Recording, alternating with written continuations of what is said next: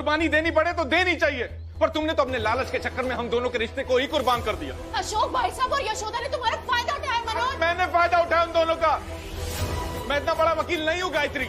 अशोक ने मेरी बहुत हेल्प की है, वो भी बिना किसी स्वार्थ के। यशोदा भाभी मुझे अपना छोटा भाई मानती है, हर साल ये राखी बांधती है। मैं कर्जदार हूं उनका, और ये बात तुम भी जानती हो। हमारे सुख दुख में वो लोग खड़े रहते हैं। आज तुम्हारी हालत है ना, यशोदा भाभी आ गई अपना घर परिवार छोड़कर। गायत्री, आज तुमसे बहुत बड़ा गुनाह होने जा रहा था। शुक्र मनाओ कि भगवान ने तुम्हें बचा लिया।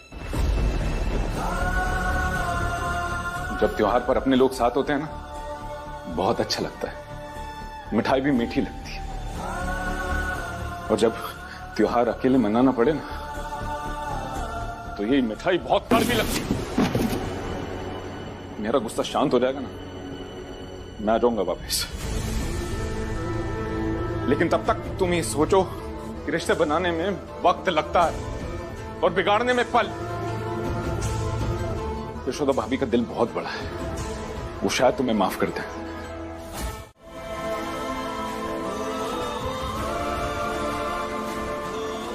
दिल छोटा मत करो, बस भरोसा रखो।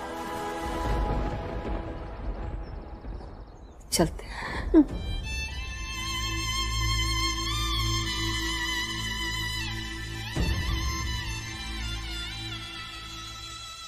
कृष्णा, तुम्हारा गिफ्ट ना। मैडम जी, जिस दिन बड़ी बहन मुझे एक्सेप्ट कर लेंगी और मेरी दोनों बहनें मुझे कृष्णा बनाएंगी, उस दिन मुझे मेरा गिफ्ट मिल जाएगा।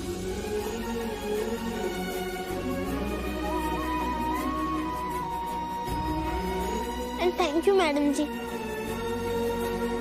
मुझे ये उम्मीद देने के लिए कि मैं भी किसी का भाई बन सकता हूँ।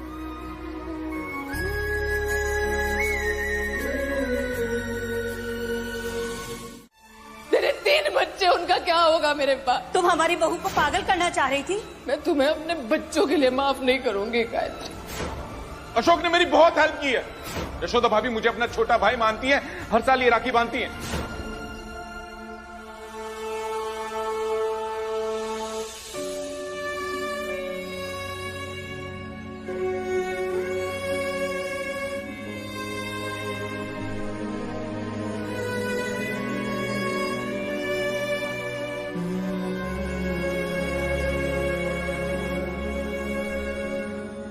यशोदा, सुनो ना, बहुत भूख लगी, प्लीज पकौड़े बना दो ना। सॉरी। बनाती हूँ 2 मिनट।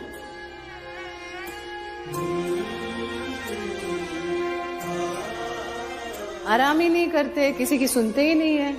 उठो, चाय ले लो।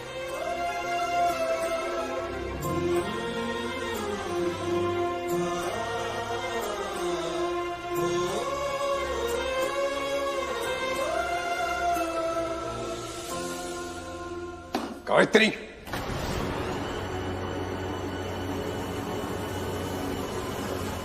वहाँ फेंकती तो मम्मी को बुरा लगता, लेकिन यहाँ तो फेंक सकती हूँ ना। आज था।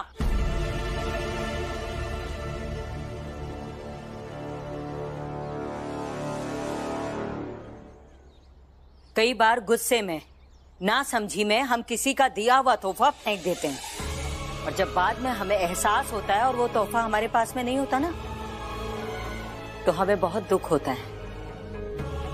तुम्हें ये नहीं चाहिए ना? नहीं रखना है अपने पास तो हमें दे दो, हम इसे संभाल कर रख लेंगे, ताकि कल को जब तुम्हें इस बात का एहसास हो और तुम इसे ढूंढो, तो हम तुम्हें ये दे सकें।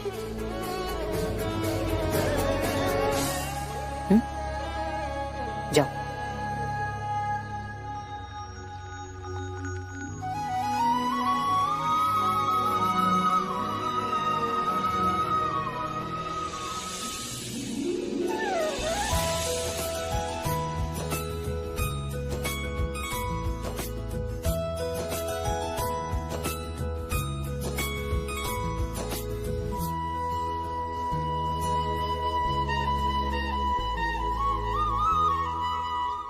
बस सुखी रहे। राखी के इस पवित्र बंधन को बांधने के बाद एक भाई अपनी बहन को कुछ देता जरूर है।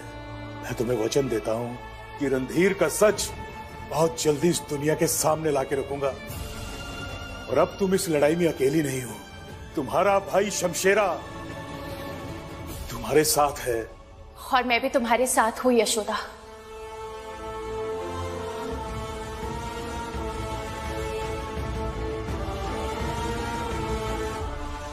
मेरी गलतियों की कोई माफी तो नहीं है, और इस हरकत के बाद मैं माफी मांगने लायक भी नहीं हूं। मगर तुम्हारी लड़ाई में तुम्हारा साथ देकर के मेरे दिल को तसल्ली जरूर मिल जाएगी यशोदा।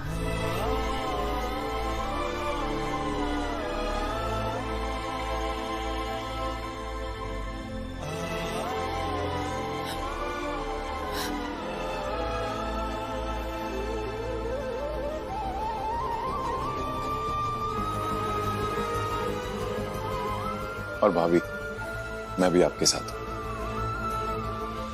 मैं भी आपके साथ हूँ मम्मी।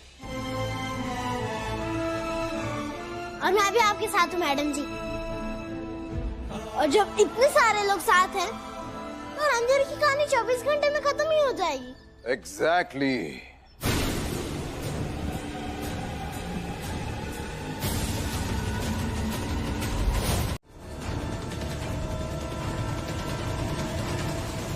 एक एक पाई चुका दूंगी मैं तुम्हारी।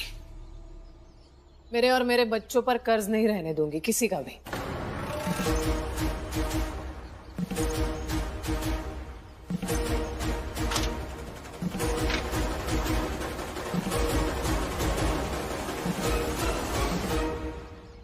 चौबीस घंटे का समय दे रहे हो ना तुम मुझे। मैं तुम्हें कल सुबह 7 बजे तक का समय देती हूँ। चलो ठीक है, जैसे हो सकता है अपनी इज्जत बचा लो, क्योंकि उसके बाद ये जो शक्ल है ना तुम्हारी, वो किसी को दिखाने के काबिल नहीं रहोगे तुम। इसलिए जाओ जाओ अपनी ऑफिस में बैठ के अब ये प्लान बनाओ कि खुद की इज्जत कैसे बचानी है।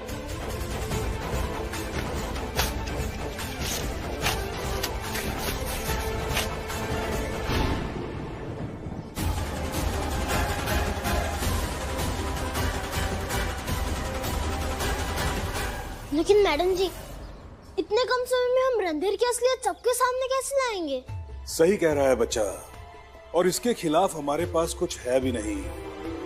और ये बहुत तेज आदमी है, इतनी आसानी से हमें जीतने नहीं देगा। हाँ, ये कह रहे हैं आप। बहुत तेज है ये, इतनी आसानी से। लेकिन पता है भैया, अशोक जी ना एक बात हमेशा कहा करते थे मुझसे।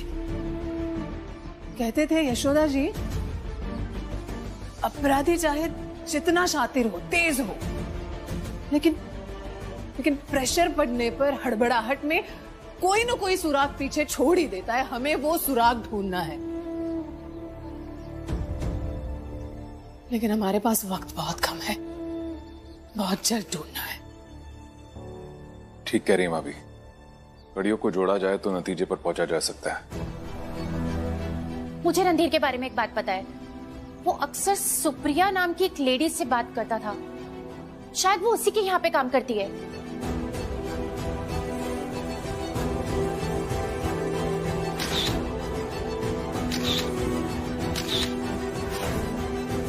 ये वही औरत हो सकती है जिसने मेरे और रणधीर के फोटो खींचे थे उस पार्टी में। हाँ, तो इसका पता लगाना है, और इसका सुराग रणधीर के ऑफिस में मिलेगा। तो इंतजार किस बात का है? चलो चल के ढूंढते हैं। हाँ चल। नहीं, तुम इस हालत में तकलीफ नहीं उठाओगी। क्या मिला तुम्हें? तसल्ली, सुकून, और साथ में ही मोरपंख। मोरपंख? मोरपंख। और इस मोरपंख के साथ साथ हमें और भी एक चीज मिली। ये मोबाइल फोन, बहुत सारी रंग बिरंगी तस्वीरें हैं इसमें। सच बताएं अशोक के बाबूजी, तो आज हम बहुत खुश हैं।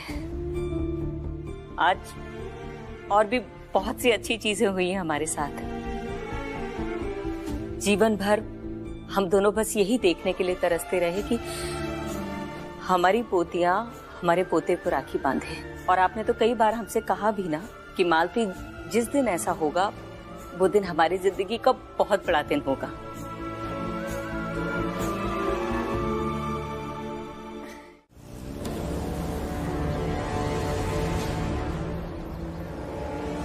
नहीं नहीं, ये गलत है। ये अभी पापी के पाप को सामने लाने में कुछ सही गलत नहीं होता।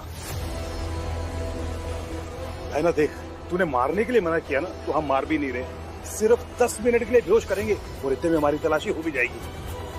नहीं, रीजन चाहे जो भी दे दीजिए आप, लेकिन किसी के चाय में कुछ मिलाकर पिलाना ये सही हो ही नहीं सकता, ये सही नहीं है। मैडम जी कुछ गलत नहीं है, बस थोड़ी सी चालाकी है। नहीं, मोरपंख और बांसुरी रखने वाले कृष्णा ने भी तो यही चालाकी की थी ना कौरवों को हराने के लिए। और आप भी तो कहती हैं कि भगवान कभी कुछ गलत नहीं करते हैं। अब जल्दी जाइए, वो चाय लेकर जा रहे हैं। भैया नहीं, अभी हमारे पास वक्त नहीं है। जिसने आपके कैरेक्टर पर दाग लगाया उसे सजा देने में कुछ सही गलत नहीं है। आज उसकी वजह से आपकी स्थिति है। अरे देखिए क्या हुआ, अब भी आप यही कहेंगी कि आपकी बड़ी बहू के चाल चलन ठीक है? अब तो सच बता के ही जाऊंगा। अब कौन सा सच बाकी है? यशोदा और मैं एक दूसरे से प्यार करते हैं, एक दूसरे से प्यार करते हैं, एक दूसरे से प्यार करते हैं। हमसे ज्यादा तुम्हें इन लोगों को विश्वास दिलाने की जरूरत है, इसलिए अब तुम जाओ यहाँ से, और अगर ला सको तो अपनी बेगुनाही का सबूत लेकर।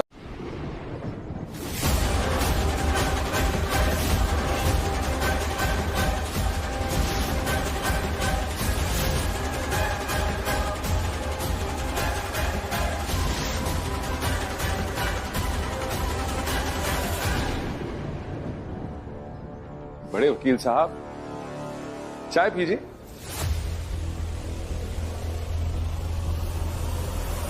मशहूर वकील रणधीर शर्मा,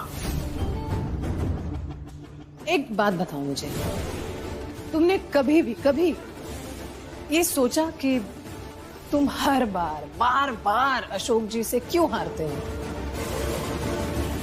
अच्छा नहीं सोचा? नहीं, मैं बताती हूँ क्या है। तुम हर केस सिर्फ जीतने के लिए लड़ते हो, लेकिन अशोक जी हर केस किसी को न्याय दिलवाने के लिए लड़ते हैं। खैर, मैंने तो वकालत की आधी ही पढ़ाई की है, लेकिन अशोक जी से एक बात सीखी है मैंने। हर बात की, हर सिचुएशन की दो साइड्स होती है, और एक वकील के लिए ये बहुत ही जरूरी है कि वो दोनों तरफ ध्यान दे, बराबर ध्यान दे। तुमने क्या किया? तुमने हमारी एक ही साइड पे ध्यान दिया।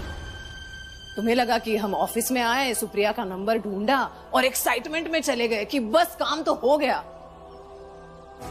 तुम्हें लगा हम चले गए, लेकिन हमने कृष्णा और शमशेरा भैया को वहीं रखा तुम पे नजर रखने के लिए। और जब तुम सुप्रिया को रिक्शा में बिठा कर गए तो हम दोनों ने उस रिक्शा का पीछा किया।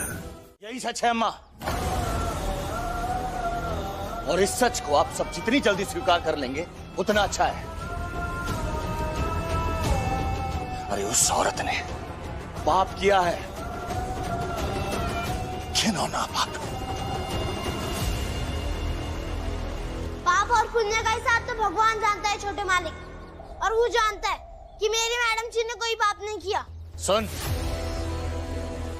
नाली में बहने वाले पानी को पवित्र कह देने से पवित्र नहीं हो जाता वो। बड़े बेशरम हो बेटा, इतनी बार तुमको इस घर से बेइज्जत करके भगाया गया है, लेकिन हर बार तुम मुंह उठा के चले ही आते हो। अब क्या करने आया इस घर में?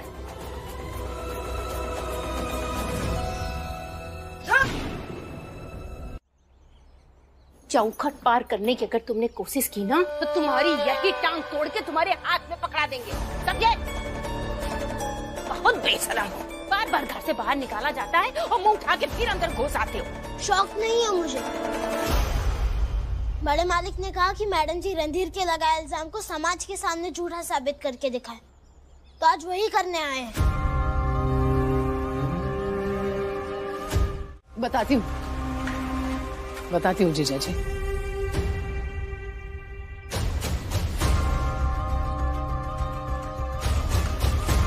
बाबूजी ने कहा था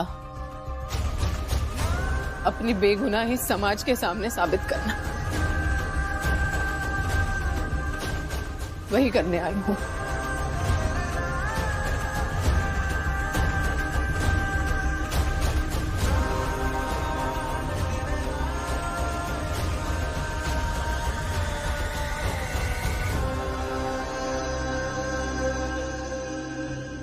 चलिए वकील साहब,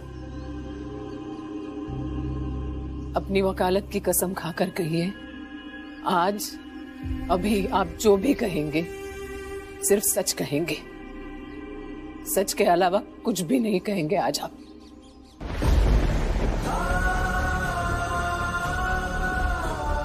बोलो रणधीर। हाँ वही लोग हैं, ये सब वही लोग हैं जिनके सामने तुमने मुझे कैरेक्टरलेस साबित किया था,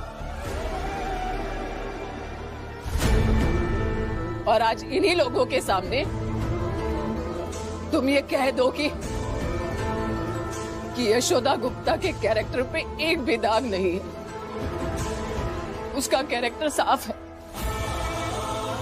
वो अखबार के फोटोग्राफ्स, वो खबर, सब तुम्हारा किया धरा था, तुम्हारा प्लान था मुझे और मेरे परिवार को बदनाम करने के लिए, बर्बाद करने के लिए।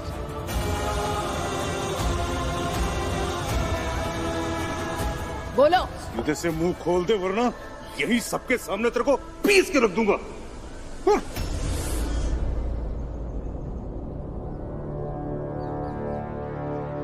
हाँ मैंने झूठ बोला था।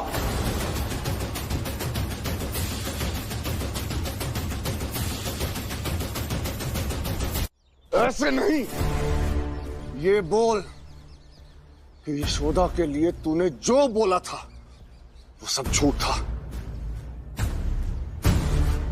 यशोदा का नाम लेकर बोल ताकि सबको साफ साफ समझ में आए। बोल। हाँ जी, मैंने यशोदा के लिए जो बोला था झूठ बोला था।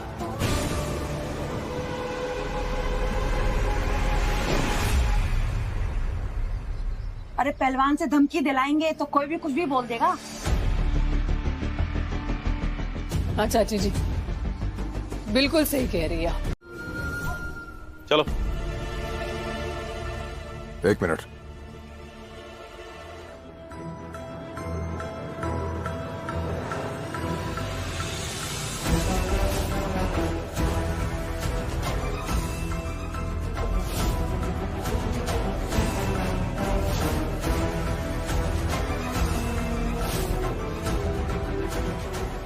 मैं सच में बहुत खुश हूं यशोदा कि इस बार तुम जीत गई,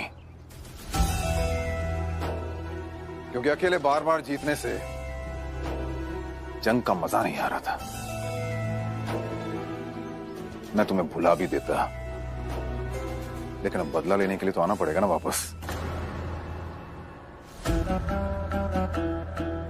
ब्रेक है छोटा सा, थोड़ा आराम कर लो।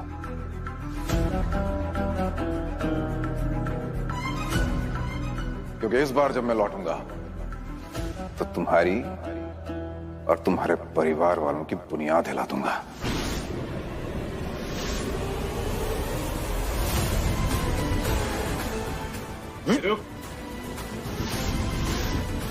ले चलो।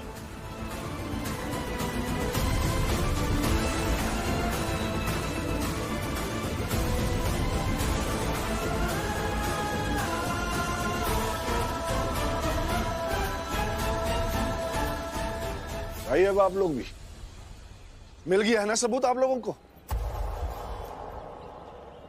हमारी बहू गंगा की तरफ पवित्र है।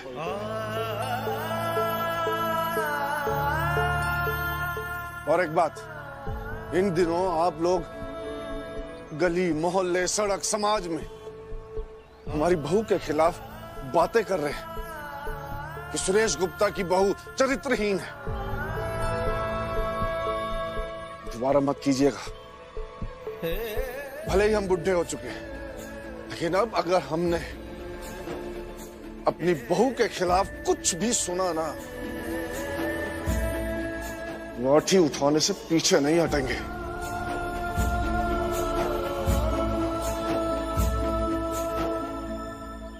और आप सब लोगों से हाथ जोड़कर विनती करते हैं कि भविष्य में किसी भी औरत की इज्जत पर लांछन लगाने के बदले उस पर विश्वास करिएगा। ये सोचकर विश्वास करिएगा कि वो इस मोहल्ले की बहू है, और ये सोचकर विश्वास करिएगा कि वो आदमी भी रणधीर की तरह डरपोक और पापी होगा, जो अपने स्वार्थ के लिए एक औरत का सहारा लेकर झूठ बोल रहा होगा। नुपुर चलो बेटा, लेट हो जाएंगे। चलो। मम्मी, आज मैं स्कूल नहीं जाऊंगी। क्यों नहीं जाओगे तुम स्कूल? क्या हुआ? कल स्कूल की फीस भरने की लास्ट डेट थी। मैम ने कहा था स्कूल की फीस लाओ वरना स्कूल मत आना।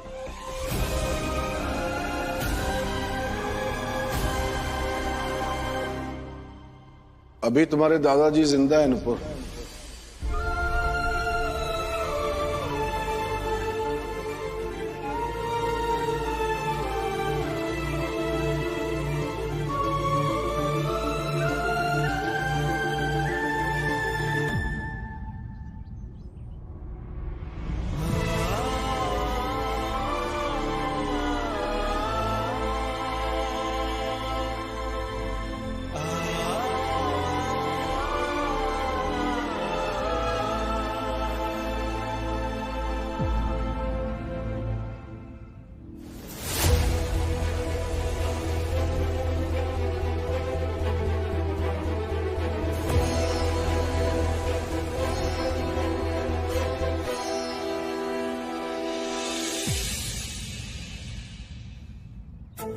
बाबूजी अंदर नहीं आएंगे?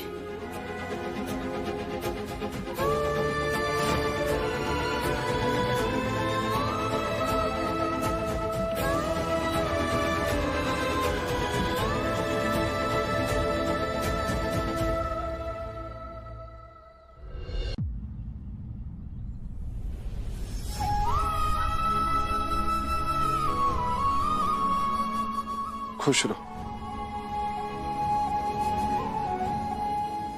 बाबूजी, आप वो स्कूल से पता चला बच्चों की फीस के बारे में। नुपुर, तुम चलो हमारे साथ, हम तुम दोनों की स्कूल फीस जमा करा देंगे। और यशोदा, जब तक हम बच्चों की फीस जमा करके आते हैं तुम अपना सामान बांध लो।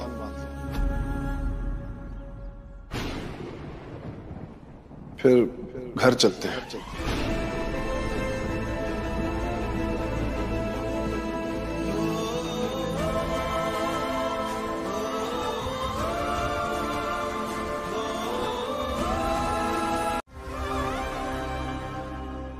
तुम नुपुर आस्था, तुम हमारे कुछ नहीं हो। तुम लोगों की फिक्र नहीं कर सकते हम? कर सकते हैं ना बाबूजी, लेकिन मैं ये नहीं चाहती हूँ कि अपने लिए या अपने बच्चों के लिए मैं किसी से मदद लूं। आप दादाजी हैं बच्चों के, मेरे ससुर हैं, आपका हक है हम पर, और हम भी आपका सम्मान करते हैं बाबूजी, लेकिन मदद नहीं। लेकिन क्यों? घर से निकलकर जब धूल फांके तो एक बात समझ गई अच्छे से, जिस औरत का पति उसके साथ ना हो, उसे छोड़कर भाग गया हो, उस औरत को मजबूत बनना पड़ता है, और मैं बनी हूं मजबूत, काफी मजबूत बनी हूं बाबूजी, इतना कि अपना और अपने बच्चों का ख्याल रख सकूं। निश्चिंत रहिए, मैं आपकी पोतियों का ख्याल रखूंगी और आपका सर कभी नीचे झुकने नहीं दूंगी।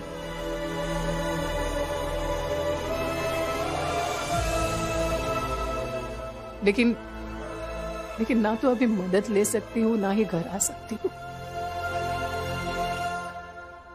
माफ कर दीजिए।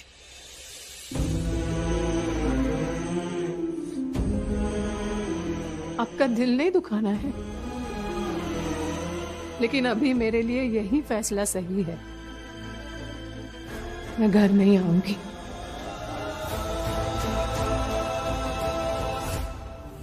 वहां महुआ घर में पागल बन के घूम रहे और ये यहाँ पर भाभी को ले जाने के लिए आए। भाभी ने तो घर आने से मना कर दिया बाबूजी, लेकिन आप तो घर आएंगे ना लौटकर।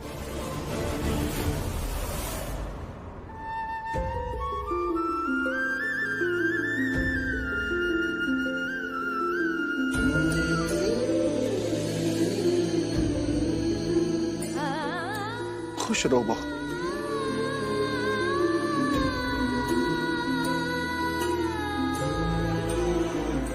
आज आस्था को तुम स्कूल छोड़ देना, हम घर जा रहे हैं। तुमने एक चीज बहुत अच्छे से महसूस की होगी कि महुआ जितनी देर सोनू के साथ रहती ना, कितनी खुश रहती। इसलिए हम दोनों ने सोचा कि अगर महुआ ज्यादा से ज्यादा समय सोनू के साथ बिताए तो बहुत जल्दी ठीक होने लगेगी। और तुम देख लेना, एक दिन महुआ इस बेजान तकिए को भूल जाएगी। देख रहे हो भैया, मास्टरनी कितने अच्छे से बातचीत कर रही है। दोनों कितने खुश लग रहे हैं एक साथ। तुम सोनू को गोद ले लो ताकि इस घर की जायदाद अपनों के बीच में रहे। यशोदा, जब तक हम बच्चों की फीस जमा करके आते हैं तुम अपना सामान बांध लो, फिर घर चलते हैं।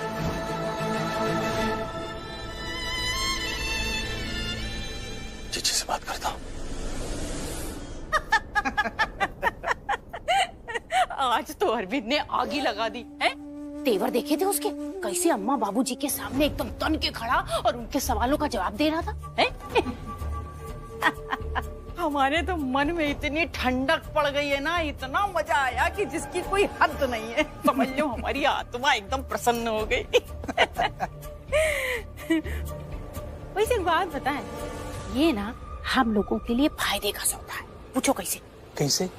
वो ये कि अरविंद अम्मा बाबूजी और यशोदा से जितनी दूर जाएगा, हम लोगों की बात को मानने के लिए वो उतना मजबूर हो जाएगा। हाँ, बस अरविंद एक बार सोनू को गोद ले ले, बस फिर समझो कि लॉटरी लग जाएगी हम लोगों के हाथ।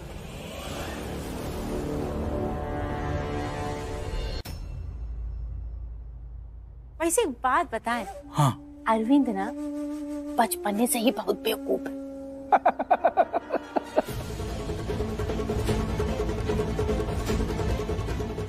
पता है वो जो सफेद वाला बतासा आता ना, गोल वाला, हाँ, वो उसको देते थे, कहते थे भैया खा लो, छेने का रसगुल्ला है। और वो बेवकूफ मान लेता था और खा लेता